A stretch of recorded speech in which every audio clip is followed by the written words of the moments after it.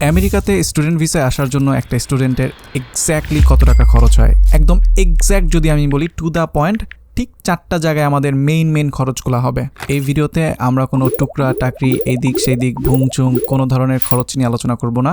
আমরা শুধুমাত্র আমেরিকাতে স্টুডেন্ট ভিসায় আসার জন্য এক্স্যাক্টলি কত টাকা খরচ হয় ঠিক সেটা নিয়ে আলোচনা করব। তো আমি ভুংচুং এদিক সেদিক টুকরা টাকরি যে খরচগুলোর কথা বলছি, এটা হতে পারে আপনার পাসপোর্ট বানানোর খরচ, হতে পারে আপনার শপিং খরচ after getting your US visa, এটা হতে পারে আপনার প্লেন ফেয়ার। সো এই খরচগুলো বাদ দিয়ে আমরা শুধুমাত্র আলোচনা করব আমেরিকার ইউনিভার্সিটিগুলোতে অ্যাপ্লাই করতে কত টাকা খরচ হয়, একদম অ্যাপ্লাই থেকে একদম ভিসা পাওয়া পর্যন্ত ঠিক কত টাকা একটা স্টুডেন্টের খরচ হতে পারে। অ্যাপ্লিকেশন প্রসেসে আপনার প্রথম যে খরচটা আসবে সেটা হচ্ছে আইএলসের খরচ। আর আইএলস পরীক্ষা দিতে আপনার 22,500 টাকা লাগবে আনুমানিক।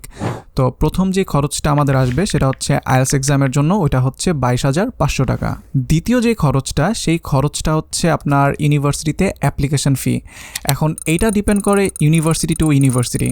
তো কিছু ইউনিভার্সিটিতে দেখা যায় $35 লাগবে, কিছু ইউনিভার্সিটিতে দেখা যায় যে $25 লাগবে, কিছু ইউনিভার্সিটিতে $45। সো এটা ডিপেন্ড করবে university two university. For example হিসেবে আমরা ধরে নিতে পারি ইউএসএফ এর কথা। ইউএসএফ এতে এখন অ্যাপ্লিকেশন ফিস $30। ইউনিভার্সিটিতে অ্যাপ্লাই করার পরের যে খরচটা আসবে সেটা হচ্ছে আপনার সেভিস ফি। সেভিস ফিটাই তুলনামূলক একটু বেশি টাকা, কারণ সেভিস ফিতে আপনার $350 দিতে হবে। তো $350 যদি আমি আজকে ইউএস ডলারকে বাংলা টাকায় কনভার্ট করি, তাহলে দেখা যাবে আনুমানিক 40-41 বা 42,000 টাকার মতো পড়তে পারে। এটা ডিপেন্ড করবে ডলারের রেটের উপরে। তো সেভিস ফি পেমেন্ট করা হয়ে গেলে আমরা নেক্সট স্টেপে চলে যাব। নেক্সট স্টেপে আমরা শুধুমাত্র ওয়েট করব আমাদের অফার লেটার, I-20 এই দুইটা পাওয়ার জন্য। সো অফার লেটার এবং I-20 পেয়ে যাওয়ার পরে আমরা আমাদের DS-160 ফর্মটা ফিল আপ করবো। DS-160 ফর্ম ফিল আপ করে আমরা ইউএস এম্বাসিতে আমাদের ডেট নিব। আর ইউএস এম্বাসিতে ডেট নেওয়ার জন্য আমাদের $185 খুব সম্ভবত খরচ করতে হবে। $185কে আমরা যদি বাংলা টাকায় কনভার্ট করি, তাহলে এটা আনুমানিক 21,000 বা 22,000 টাকার মতো পড়বে।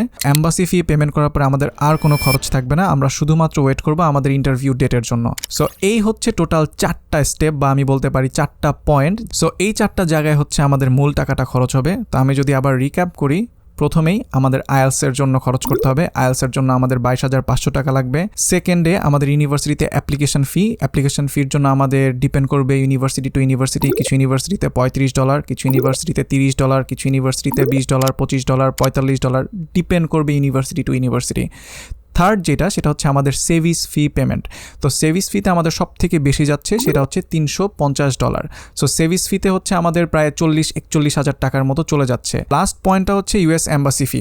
সো ইউএস এম্বাসি ফি $185। $185কে যদি বাংলা টাকায় কনভার্ট করা হয়, তাহলে 21-22,000 টাকার মতো পড়ে। ঠিক এই কয়েকটা জায়গাতেই খরচগুলো মূলত হবে আমেরিকাতে স্টুডেন্ট ভিসায় আসার জন্য। আপনার যদি আইএলস এক্সাম না দেওয়া লাগে, ধরেন আপনি MOI দিয়ে অ্যাপ্লাই করছেন, আপনি আইএলস ছাড়া অ্যাপ্লাই করছেন, তো সেই ক্ষেত্রে আপনার 22,500 টাকাটা লাগছে না। তাহলে আমি বলবো আপনার টোটাল খরচ হচ্ছে মাত্র 65,000-70,000 টাকা। এতক্ষণ যে খরচগুলোর কথা বললাম, এর বাইরে আপনার আর একটা টাকাও খরচ হবে না। আমি অনেক মানুষকে দেখছি, কেউ 5 লাখ, কেউ 7 লাখ, ইভেন 12 লাখ টাকাও আমি দেখছি যে স্টুডেন্ট ভিসায় আসার জন্য এজেন্সিকে দিচ্ছে। সো আপনার আসলে অ্যাপ্লিকেশন করতে ইউনিভার্সিটিগুলোতে খুব বেশি টাকা লাগে না। আপনার 50 তো না, আপনার অ্যাটলিস্ট 60-70, বা আপনার যদি আইএলস দেওয়া লাগে তাহলে 90,000 টাকা। সো আমরা যদি এভারেজ ধরি, আপনার 1 লাখ টাকারও নিচে আপনি আমেরিকাতে স্টুডেন্ট ভিসায় অ্যাপ্লাই করতে পারবেন। সো আমি যদি টোটাল হিসাব করি, তাহলে দেখা যায় যে আসলে 1 লাখ টাকাও লাগে না। 1 লাখ টাকার নিচেই আপনি স্টুডেন্ট ভিসার জন্য আমেরিকাতে অ্যাপ্লাই করতে পারবেন।